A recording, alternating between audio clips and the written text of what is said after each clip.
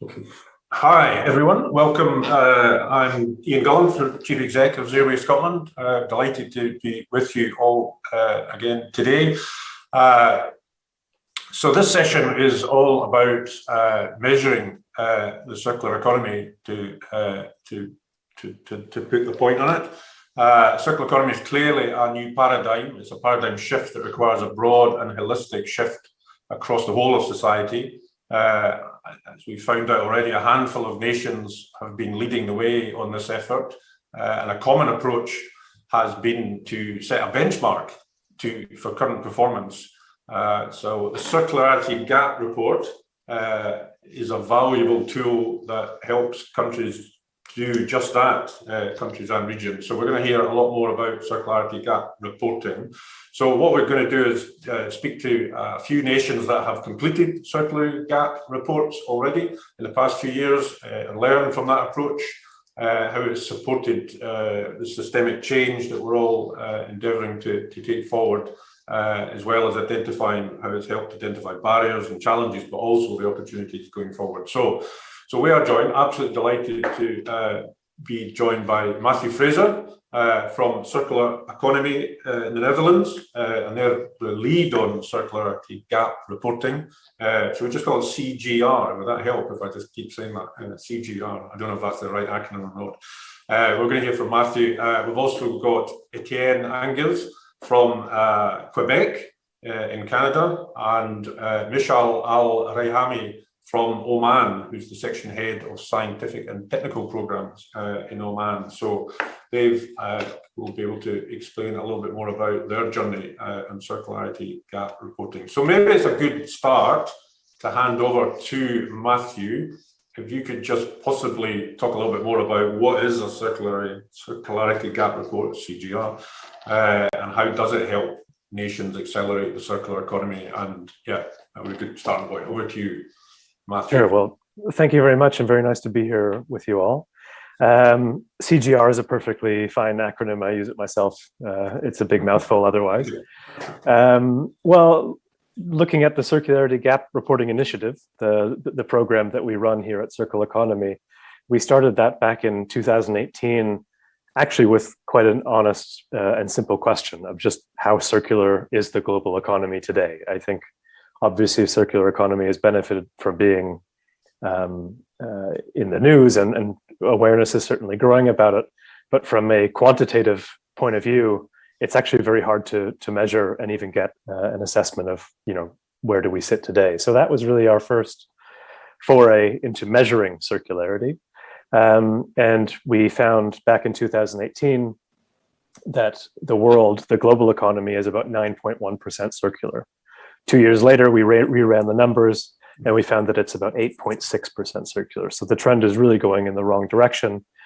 But also that really begs the question, how do we act on that? And that's something that we always try to focus on here at Circle Economy, is practical, scalable action. What we then did was take that same analysis method and bring it down to the national level. And I think that's really been the secret and the key way by which we take action on circularity, is setting a national baseline. And since then, we've worked with Austria, the Netherlands, Quebec, Norway, a handful of others are sort of in process, so that there's actually turning out to be quite a small community of CGR nations, you might want to call them. Okay, so that's very useful. I might come back to that because you've obviously got experience of other countries, but I think it would be really good to hear from Etienne and Mishal now about the experience that they've had, and particularly thinking about how useful it has been. What has the Circularity Gap reports done for you? And I mean, obviously, a question might be, were you surprised by the outcome? Was that the outcome you were expecting in terms of? I assume you got a number that similar to what Matthew was talking about. But yeah, it'd be good just to hear from both of you for a few minutes. Just to introduce your experience of the reporting. I'll start with you, Etienne. Please, welcome. Yeah, happy to be here, Iain. So here, Etienne from Recyc, Quebec. We're a governmental agency based in the Quebec province in Canada, so the east and French part of the country. Basically, our objective is to reduce and reuse waste with circular economy and climate change in perspective. So that's what we do here in the province.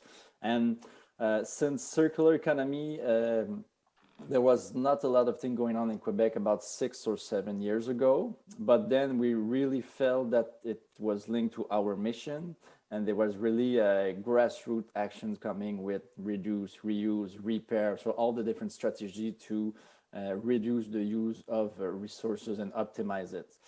So in the last 5 years before our CGR, there was lots of projects, program, plans, strategy, everything. So we were very lucky to have that movement going on, but there was a missing link, and the missing link was a benchmark, a way to measure it, to know where we are and how to in fact, we wanted to measure it so we will be able to improve it. So 3 main reasons why we did the CGR. So first, to have the benchmark. Second, to have scenarios and strategies to really tilt the needle with our metrics. So which field, which sector, which stakeholder could go to make projects to really change our metric. And last but not least, really to gather all the stakeholders together. So really to create the community, to push it further, to have a concrete project to work together, to really engage and to take action afterward. So the metric, we had 3.5%. So that is lower than the global average of 8.6 that we have. So, well, first thing first, when we saw the 3.5%, it's not the kind of number I want to see on the report card of my kids, but the main issue was to see what is the story behind it. So the world at 8.6, Norway that just did a CGR before us, what at the 2.4%. So since we're an industrialized country, a Nordic country based on the natural resource extraction, we weren't that surprised, but the main challenge was to how to wrap that up and tell a story to the person in Quebec about circular economy, and to say that what can we do to change things, but that we had with the reports. So basically the report gave us a way to improve ourselves, gave us clear tools to change things, to see where do we have to put our effort, and as well to see the strength of Quebec. We have good infrastructure, we have a skilled workforce, we have clean and renewable energy. So 99% of our electricity comes from hydropower. So it's very, very clean. So that's something we have to take into account. We have a strong governmental buying power to help changing with procurement, change the businesses. With our vast forests, we have lots of wood and agriculture to have kind of a regenerative economy. So when you plant a tree, usually it will grow back, so you can have wood and take the products to feed your economy. And last but not least, a very strong community of circular economy leaders and stakeholders to work from. So basically that would wrap up a little bit the great line of the CGR project here in Quebec. That was launched in last May, so it was just 4 months ago. We threw it to the world. So we'll come back to some of that. I think I would just pick on one point. I mean, politically, I mean, as you say, coming out with that number, was that challenging? Saying it's actually 3.5, it's quite a low number. How have the politicians received that? It's what kind of a challenge, but Norway kind of cleared the path for us beforehand, since we're a little bit similar. And the narrative behind it was pretty clear. We worked hard with Matthew to say how we can present it. Yes, it's low, but we can triple it. And how can we triple it? But here's 37 strategies that we can work for to make it better. That's our strength. What can it bring to Quebec? So it was, we prepare for it. And finally, the political side of it just jump in the project, but because they saw it's a kind of a solution. It was not, let's say, on the bad or the sad side of thing. It's bad, yes, but that's how we can go forward, and their solution, and we can make it in action. And on the other side, it was linked to lots of plans and strategies that are already in place in Quebec. So It's kind of the only way is up, so to speak. And we'll come back to some of the approaches, particularly coming out of your report. But if I could turn to Mishal, so possible for you to just share your experience of the CGR. I'm going to get that right, aren't I? Over to you, Mishal. Welcome. Thank you so much, Iain. I think in terms of motivation, probably similar to Etienne, I think he highlighted precisely why any nation, business, city, etc., would consider conducting a CGR. The same applies to us.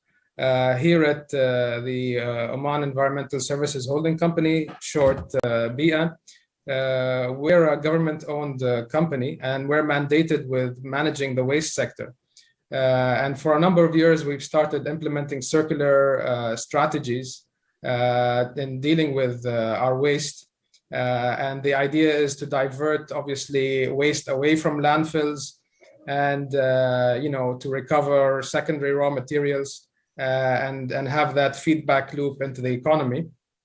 Now you are limited in terms of how far you can achieve that without having a quantitative method to establish where you are, and hence the CGR comes in right at the right place. A lot of the investments we're talking about are really long term, so you're talking about 15-25 year lifespans. And imagine you invest a lot of effort and only to discover 6 years later that your investment has no long side to it, because the entire economy is now changing. And I think we're at a crossroads here, where previously the environmental aspect of doing business was left entirely out of the equation. And here we are today, where you can no longer ignore considering the longer term impacts. We're at a time where, a lot of people have heard of the term peak oil, right? Well, we're not going to suffer peak oil availability, but we are going to suffer two things: peak oil demand, and we're going to suffer from peak other resources, right? So you talk about sands and gravel, for example, used in construction. A lot of that is no longer readily available, or at least in the coming decades will not be. Primary iron ore, and so on and so forth. So this is where we have to seriously consider moving to a circular economy, to have secondary raw material markets, and having that entire cycle established. So I think that's something, it's quite a changing environment for all of us, just as you've signaled there, Mishal, and it must be quite challenging for investments. I think we could probably come back to that. I'm sure we're all experiencing that in terms of the journey we're all on. Quite a lot of what we are putting in play in terms of infrastructure, there is a potential for it to be almost redundant, or certainly a barrier to progress in years to come, in terms of where we want to go, and that does stymie a lot of investment decisions, I guess. So it's how do we manage to navigate a way through that, and I guess that's part of the measurement aspect of all of the work that you're involved in. How do we measure progress on an ongoing basis? So Matthew, I don't know if you want to come back in and just maybe paint a picture from the other countries or regions that you've been involved in. You mentioned Amsterdam, Norway. I guess I'm quite interested in the kind of two elements of this. Is one, that kind of political dimension, in terms of shining a light on the number, so to speak, and thinking about how you get the politicians behind that in terms of progress, but also citizens. I think you both touched upon that. There's businesses and investment in the middle of it. But were citizens involved in any of the work that you did, the circularity reporting? And obviously a lot of solutions around circular economy are based, we heard in the last session with our minister, around individual communities and individuals in communities, being much more involved in circular strategies, but I just wondered how do they play into the kind of reporting, Matthew? Yeah, certainly. Well, I think actually this is a big part of the work that we do is not only the analysis that delivers the metric. Also, as Etienne was also saying, we place a lot of emphasis on the scenarios that we build. So really in a more circular future, how far can we get? What's really going to move the needle? Like I think there's also, well, I wouldn't go so far as to call it misinformation, but I think that there's a degree of focus on things like, banning plastic straws and things like that. That's really not going to change our society. I mean, I think that's a great start. It's a highly visible example. People can kind of feel the impact of that in their daily lives. But I think what we also try to do is paint a picture of, what are the key, 5-10 strategies that are actually really going to revolutionize the way we fulfill our societal needs fundamentally. So mobility, food systems, housing, infrastructure. I think these are all kind of top of mind. But then to also answer your question, in order to really shape that narrative and craft that narrative that's also contextually sensitive, politically sensitive to that country, we also take a lot of care in setting up what we call a CGR coalition. So actually a group of experts who are really deeply involved in the circular economy debate from a political level, from an industry level, and in often cases, sometimes at a sort of citizen or societal level. I mean, I think that's one of the key ways that we really kind of land the narrative in a constructive way is make sure that we are not only getting the data picture right, but also framing the message right.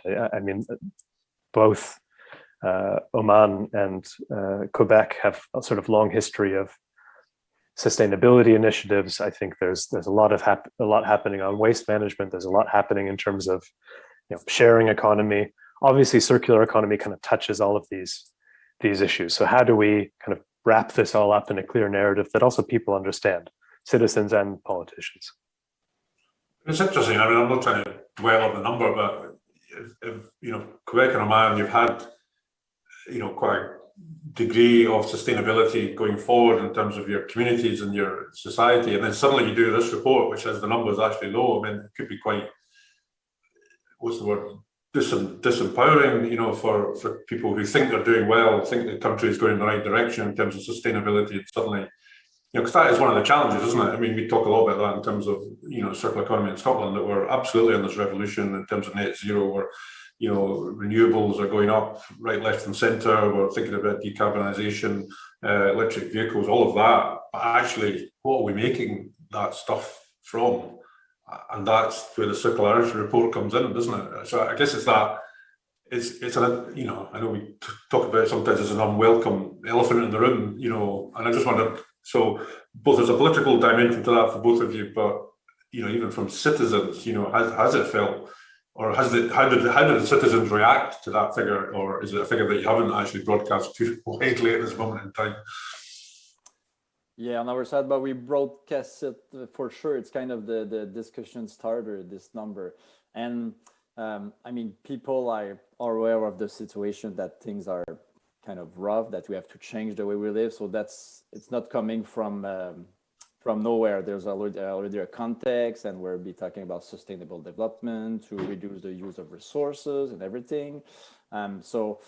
We use the metric as the discussion starter, but then we really try to go down to everybody's life. So yes, 3.5%, but what can I do about it? Well, yeah, you can buy less, you can repair your thing, you can rent instead of buying, you can put things at the end on the recycling bin. So really they say, so I do circular economy finally. So we have to link sustainable development with the wider vision of circular economy to really show people that they're already doing things, they can do better, and there's a way to do things.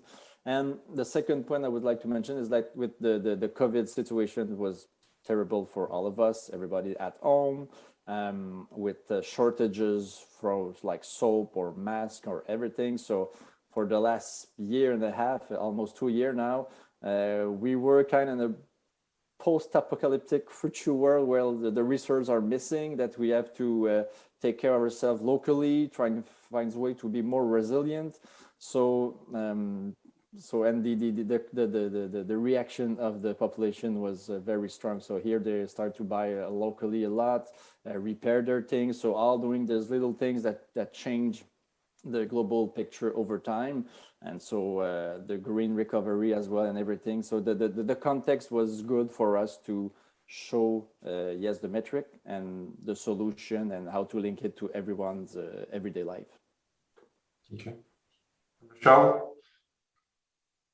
Yes, so we're currently in discussions with various stakeholders to conduct a national CGR. So although we haven't completed that process yet, I think we're fully aware that the number at the end of this process is contextual. So you have to understand, is it a growing economy? Is it a mature economy you're looking at? And a lot of that ties into other factors like the demographics as well, and so on and so forth.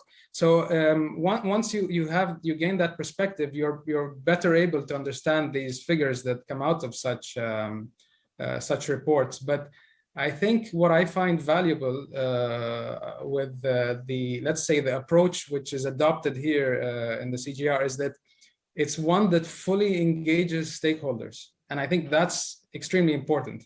So, for example, let's say you're a fossil fuel producing company, right? In the context of conducting a CGR, you're on the side of things that is not so charming, right? But when you go through this process, you start viewing your counterparties as potential partners. So you rephrase it. Okay, you're not a fossil fuel company, you're an energy company. So how can we discuss your role in transitioning to a more sustainable kind of way? So it's an inclusive process, and I think that's what we want to have, whether it's on the citizen level or policymaker level, or indeed the business and industry level. Yeah, no, I understand that. So, I mean, I guess come back to Matthew. I mean, you're talking to other countries. Do you think countries are saying, well, we're not? Is the people who are more excited about, circularity gap reporting, are they already on the circular economy journey, or well down the road of kind of thinking about it? Or is it people right at the beginning saying, well, hold on a minute, we want to see how circular we are before we even take any steps forward? Because I'm obviously saying that from a Scottish perspective, because we haven't done a circular economy gap report, but clearly, we've gone on the journey, but now we're very interested, obviously, and learning from what others are saying. But again, that wee bit trepidation about what's it actually going to say, because we feel we've made a lot of inroads. So I guess I'm interested, where does this get taken up in that kind of journey? Yeah, I think it's a good question, and I think I would also look at kind of circular economy as a term being relatively new, but quite obviously recombining concepts from the past as well. So elements of industrial symbiosis, elimination of waste. Clearly, there are those elements, and those elements have obviously found ways into the political discourse, but also governmental and company strategies and programs. I think strictly from the kind of conceptualization of circular economy, I mean, it's quite powerful in that it does sort of vividly encapsulate a sort of closed system. So even when we talk about things like climate change, plastic pollution, biodiversity loss, these problems feel very big and sort of almost uncontrollable and dispersed.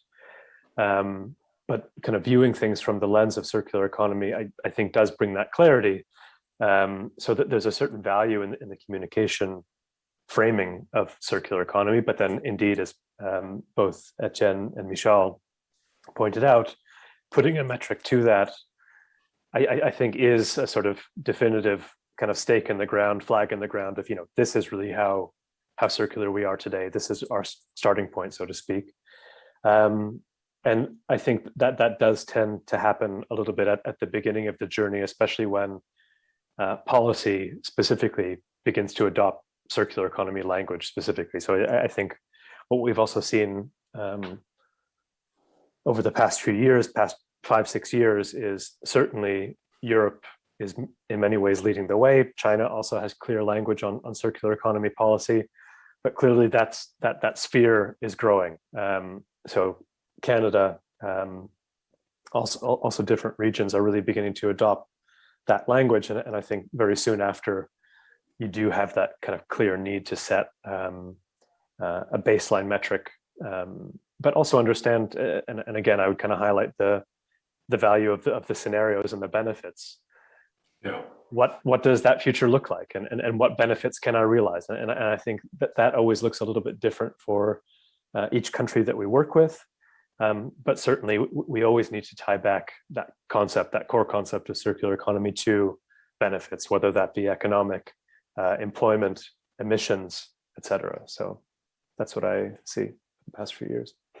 Yeah, and you're right. And we should talk about some of those benefits that we're seeing in each other's countries. I guess I don't want to labor the point about the targets, the numbers, but the next obvious thing is when you have that number is then you set a target. I mean, we're all, all of us are quite obsessed about targets in terms of, climate change. That's obviously going to be a massive focus for COP26 when it comes to Glasgow in about a month's time. So I guess, well, Etienne, you've now got a number, and I realise Mishal is working towards it, but do you foresee a target being set? Is that the next stage, or politicians, or even, like yourselves as an organisation saying, right, what would a target look like? Obviously, you want to increase the number in terms of circularity, but I'm just interested in, and even from you, Matthew, for the other studies that you've done, what's the thought about setting targets now?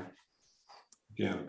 Yeah, for sure. On our side, it's sure that we want to see maybe in 5 years to update the number to see where we're at, because since we have the number now, it's our goal to push it up as far as we can. And we're on our side, on the more general level, on different government plan and strategy, we see the word circular economy coming in.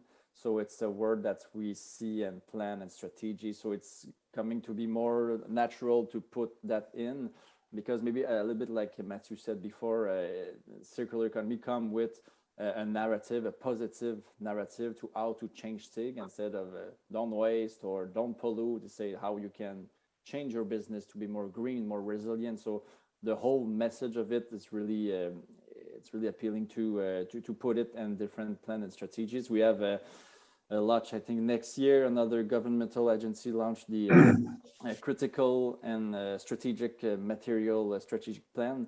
So with the transition to a more circular economy, you need clean energy. For clean energy, you need metals that, as Mishal said, are going rarer and rarer. So how to take the circular economy perspective into mining, for example. So from the start, really to extract everything you can, how to use less materials and everyday object, how to put them back in the cycle. So with all that in mind, we see that it's spreading through the different agencies, but there's a lot of there's a strong learning curve that we have to do with our colleagues here. So how to share the infos, to give them the resources, help them to phrase objective element plans program that include this perspective, to be sure that we all pull the rope on the same direction. That would be one of the main challenge here. But in one sentence, yes, we're looking to change this metrics and to maybe do a 2.0 version of the CGR in a couple of years to see how things have changed. Right. So Mishal, for you, I mean, obviously, do you think that'll be the next thing once you get your report? You'll be pressurized into a target, or is that your intention to use this way of saying? Well, under no circumstances to be pressurized, but rather to be incentivized. Yes. I think we always look at the business case for adoption. So once you've conducted the right analysis, you'll see that there are certain things that make simple business sense, and that's the way you'll go. And in so doing, you improve your circularity. So I think touching upon what Etienne said, bringing everybody on board and making sure that we're all working together to achieve the goal. Ultimately, this is a process that enhances efficiencies inherently. It also increases collaboration between, in some cases, unlikely parties. So it's I think a new way of working, and maybe that's the difficulty in all of this. Yeah, no, definitely a new way of working. So I'm taking it there are some questions coming in. I should have said that up front. So people, audience, do want to pose some questions to the three panelists, or even including myself. I'm quite happy to take questions as well. Some of them are coming through, so I'll do my best. Should have said that up front. But maybe going back to one of your points, Matthew, there's a question around this. I mean, you talked a little bit about action on straws earlier, but I guess we see that sometimes even here in Scotland, that that's the thing that's being politically motivated, particularly at a local level. Local politicians very exercised about those types of things. So I guess how do we use the circular economy reporting tool or just the circular economy conversation to try and get over the fact that there is issues around plastic straw pollution and plastics in general, but actually this is a much wider, it's not a concept anymore, it's a much wider journey in terms of creating a much more fairer, equal, sustainable society, and at a local level. I mean, the thing about the circular economy is a very low, it's restorative and regenerative at a local level. It's a much more distributive economy. We all know that. But how do we get that message over to potentially local politicians to really get behind this? Yeah, well, certainly, and I completely relate. I actually worked a lot with cities for quite a number of years, and actually our approach there was always just really sort of dig into the practical, the tangible, the tactile examples of circular economy. I think that's also where the rubber hits the road, so to speak, in terms of just really touching at people's lives in an everyday basis. And I think actually that's one of the maybe underrepresented or sort of unsung heroes of the circular economy is the sort of myriad of innovations that are happening on the ground, from the ground up. So I don't want to bash plastic straws too much, but I think clearly that's an example where within 6 months to a year, or at least here in the Netherlands, you saw a lot of products just changing on the shelves. And I think you can see that from mycelium packaging to a whole host of regenerative materials being used as opposed to plastic. And people accept that as an innovation, actually, as a really welcome and friendly innovation, and that means something to them. So I think that's also the importance of kind of working from the bottom up. But I think that the perspective that I and we at the CGR program try to impress upon sort of national level actors is, there are bigger goals and there are bigger mechanisms that we need to focus on. So again, what we try to do is really adopt the language of societal needs. So we all need housing, we all need nutrition, we all need mobility, communication, the list goes on, right? How do we fundamentally meet those needs, fulfill those needs, and actually continue to improve those needs while doing them at a fundamentally lower environmental cost? And there we look at, obviously, emissions being a key sort of lens, but also things like biodiversity loss, land management, pollution, when talking about plastic pollution, for example. All of these are the real global impacts that we do need to keep our eye on. And I would just want to impress that this does really imply kind of massive transitions really at a sectoral level. But maybe actually, if I could just spend 1 minute adding on to actually what Etienne and Mishal were saying. In the Netherlands, actually, there is quite bold policy. So by 2050, the Netherlands wants to be 100% circular. So I mean, that's about as bold as you can get, and about as bold as I've seen. And I think actually a lot of that action really is happening on the business level. So when we look at, for example, we're now working on a report together with the Goldschmeding Foundation and a consulting company called Metabolic, really digging into the circularity gap within the built environment. So again, really addressing the societal need of housing, built environment in general. What strategies are really going to get us there, but also what barriers practically do we need to overcome? And I think there you really run into kind of the real nitty-gritty about economics, about ways of working, supply chain structures, things like that. And I think that's really where the real challenge lies, kind of in actually fulfilling that 100% circular target.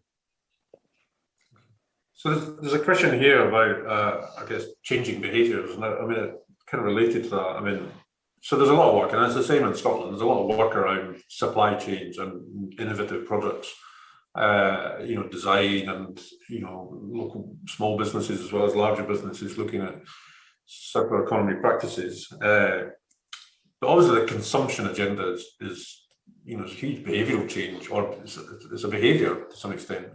Consumption, overconsumption, or less sustainable consumption, whatever you want to call it. And I guess it's how do we tackle that, and what's happening in your particular parts of the world around that conversation, because it is, obviously it's the focus of our day is to have that conversation, because it isn't something that politicians of any colour are comfortable talking about, but absolutely interested in innovation and business, supply chains, building resilience. And you said yourself, Etienne, the COVID epidemic is, we've all suffered, all our economies have suffered, and resilience has been a big part of focus going forward. So all of that's a kind of given to some extent, but what's that conversation like in terms of changing behaviours around consumption patterns? What's happening in your areas? How's that being addressed? And I'd be interested to hear from yourself. Start with Mishal this time. I think that essentially it's when it comes to consumption, it's always going to be relative to the boundary conditions that you face at any given time. So in the abundance of cheap energy, for example, you can do a lot of things. You can do deep sea mining and go in the extractive journey of resource extraction at the same rate we're doing now for quite some time, but you might have another constraint, which is the environmental impact we're facing from our anthropogenic behavior and so on. So it really is a balance. If I see it as something that's going to be a staggered process. So maybe as we adopt more circular ways of living, it will allow us to extend our ability to continue on a high consumption, if you like, model.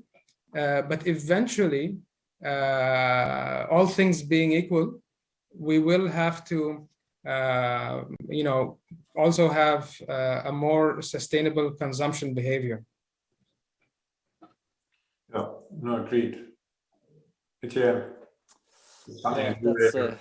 that's a tough one, and I think before the pandemic there was already kind of a movement toward repair, reuse, bring your own cup kind of things. COVID gave us the opportunity to really push that kind of a little bit further, take a big step.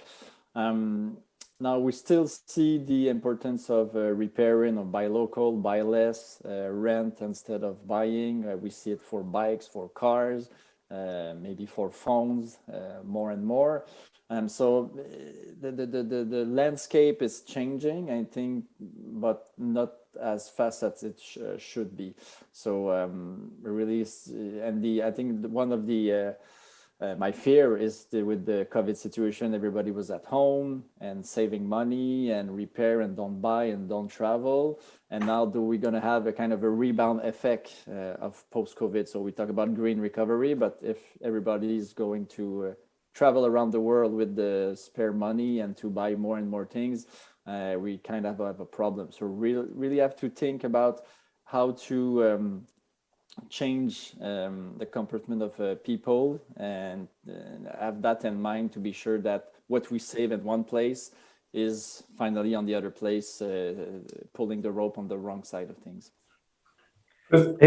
Maybe if I could. I'm going to come back to you, Matthew. Yeah. Well, I mean, I completely hear your point, Etienne. I mean, I think also one of the powerful things about the circular economy is the sort of innovation message. Like when you look at really the sort of tangible best practices of circular economy, products, services, what have you, these are really stunning innovations, and actually you really want to be a part of it. And I think to the extent that you can almost flip the bad rap that sort of sustainable consumption has. I mean, it feels like I have to do less. But if you kind of twist that towards a more circular value proposition, like, for example, you don't have to own a car, but with 1 or 2 clicks of your app, you can have a car come to your house within 5 minutes. I mean, pair that with kind of self-driving technology in the future. I mean, you can imagine a really amazing transport and mobility system. And I think everybody wants that. And you already see quite almost a big generational divide in terms of kind of views and attitudes toward these things. I mean, there's just a real lack of desire to own a car. But even when you look at kind of the broader spectrum of livable cities, if I can provide you sort of amazing, sort of stellar services based on your needs at any given time and based on your changing needs, but without necessarily implying the ownership question, for example, that does allow me as sort of a value chain or a stakeholder within a value chain or an organization, a company, to actually think of new services and products that are actually just incentivized differently, but still ultimately make a lot of sense. So I think that's also something that's quite powerful about the whole circular economy narrative, is actually addressing societal needs just in a really different way. Okay, so that comes to the question then. So I think we all understand that, and I think we've all probably had those conversations in our own countries or in areas of the world around, particularly younger people having a different potentially outlook going forward around consumption in terms of what they're looking for. And I think you're right, Etienne. The COVID experience has, to some extent, brought us to look more around our communities and how we can, be more active in our communities and get, focus more on well-being, etc. And then also we all know the numbers now. We all know the impact of our consumption and particular products. And it's interesting you talk about straws. Huge action on plastics in Scotland as well. I'm sure it's been around the world. But household food waste is probably almost 3 times the impact of plastics, but we don't see the same type of movement. I know there's going to be a session later today talking about food waste and engaging with citizens. So it's quite. So we know that, but the question is: so if we know that, and we know there's a shift coming, so why don't we just, and probably touches on your point, Mishal, in the last conversation around fiscal instruments, tax. Why don't we just apply a tax for the bad things or the things that we're all moving away from? To accelerate the shift. Why are we waiting for it to happen when there's a kind of almost momentum to actually move in the right direction? Why don't we just start to put taxes down? So the question is about, is a carbon tax the answer? And I guess because we're all from different parts of the world, I'd just be interested in particular views from other countries on fiscal instruments such as tax or levies to persuade people or to move that shift at a greater acceleration. So yeah, Etienne.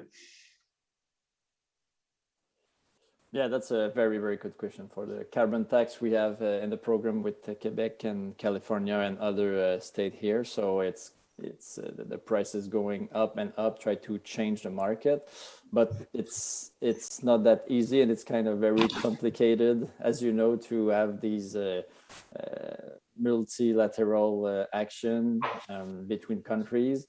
And so, yes, it's a good question. We try here at least to having the carrot size of things, so really to try to emphasize on the positive things with programs to help for innovation with new projects, new ways of doing things, ways to really, in fact, more to feed the grassroots part of the circular economy. So here, basically, in 2 words, 4 or 5 years ago, we had a push with a program on industrial symbiosis. So how to the waste of one become the resource of another locally. So we put the program. There was about 15 region in Quebec with a person responsible to have kind of a tender of resources between the companies, and it worked very well. So it was the first step that we had with businesses to really put the foot in the door to say, hey, you have trash, but it's not trash, it's resources. So let's change just the words and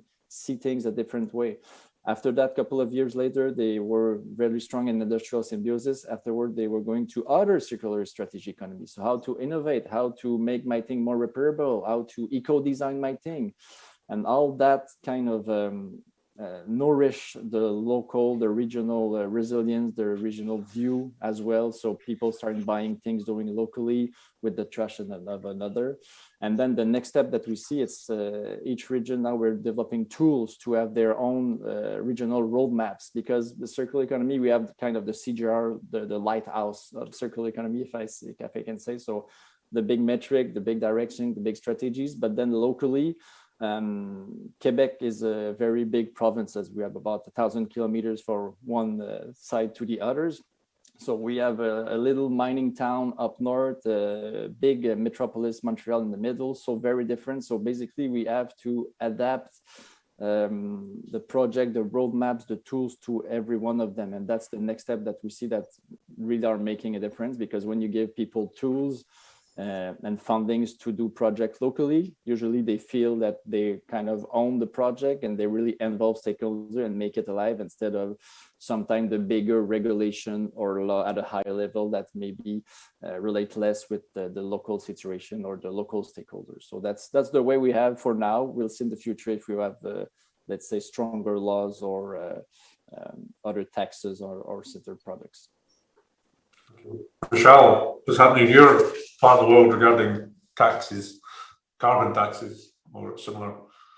Yeah, well, maybe less specifically carbon taxes, but in general, I think fiscal instruments are extremely powerful in terms of enabling societies to move in a certain direction. And I think there are two things to be aware of there. Firstly, the timing has to be right.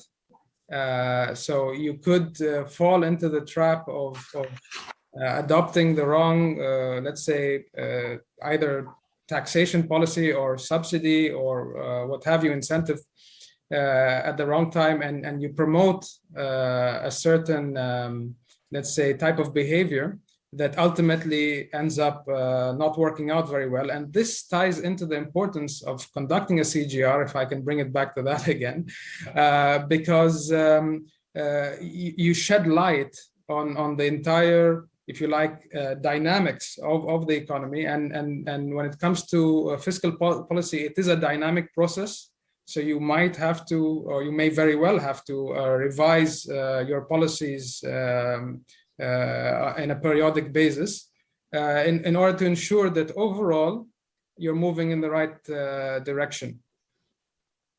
Yeah, no, good point. Good point. Matthew, your thoughts? Yeah, well, I would perfectly agree. I think the power of sort of market incentives, financial incentives are clear. I think a strong vision and sort of political alignment also needs to accompany that as well in order for that to work. But I mean, clearly you do get into issues around rebound effects, for example. I mean, for instance, we're very focused on climate change, and rightfully so, but there's a temptation there to perhaps lean on too many natural resources, regenerative resources, as a replacement for fossil fuels. And I think clearly going too aggressive in that direction is also quite devastating for land use, biodiversity loss, sort of ecosystem health as a whole. So clearly there are many rebound effects that we need to be aware of. And I think that's also where actually, and again, linking it back to kind of CGR and metrics, I mean, clearly we are at the place where we're putting one metric forward. I think that has a certain communication power, but actually in terms of the vision going forward, I very, very much like Kate Raworth's donut economics framing. I mean, we need to live and try to strive for a sort of optimized space where we're really balancing between different impacts and trying to find a safe space for humanity, as she says. So I think, sure, the power of market mechanisms are very powerful. I think we're seeing that now. We will see it more in the coming years and decades, but we do need to be aware of sort of how far to push and really trying to find more of that sweet spot rather than sort of unnecessarily optimizing one aspect over the other.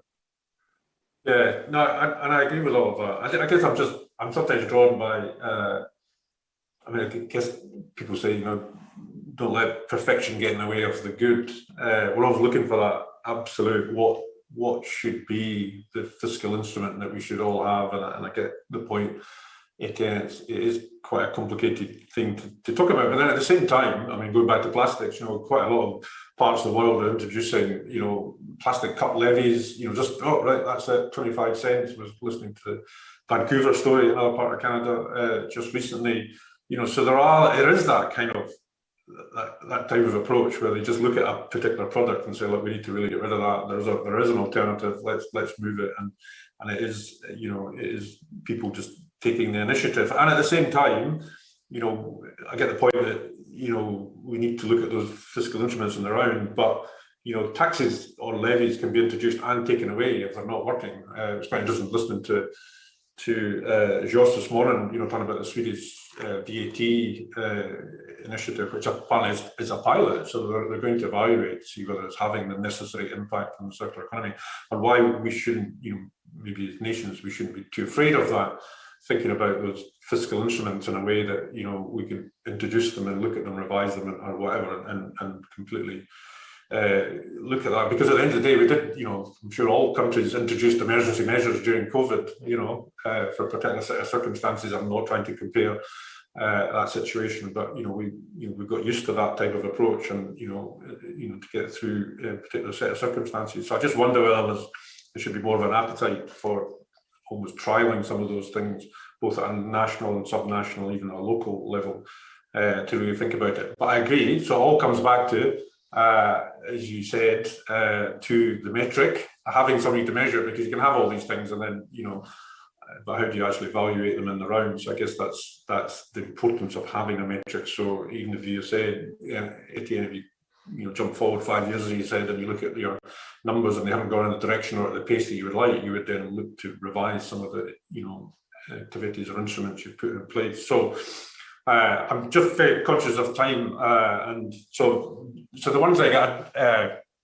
from a Scottish perspective in terms of the Circularity Gap Report, as you know, we have been talking to circular economy in the Netherlands about it. So we are actually going to do a Circular Gap Report, CGR, I'll get that right as we go forward. So absolutely, this was a kind of test just to see what I heard from, no, just joking, from other colleagues around the world, but it's something that absolutely we're on the journey. It's something I think is very important to us to measure our performance and to use that as a way of demonstrating our progress. But at the same time, you know, if it's not going in at the pace we want it to, how do we actually, you know, use that as a way of, you know, galvanizing more activity and more actors in the field. So really looking forward to working with you. Matthew and the team, and I would like to, hopefully there's a network of people who are involved in this, and we can learn and share. Very much looking forward to that. So reaching out to both yourself, Etienne, and Mishal as well, and other colleagues. So hopefully that'll continue the dialogue beyond this panel session. So thank you again. Great for you to participate in our event today. Great insights, and as I said, look forward to seeing you all again. Thank you very much. Thank you very much, Iain. It was a pleasure. Thank you. Thank you.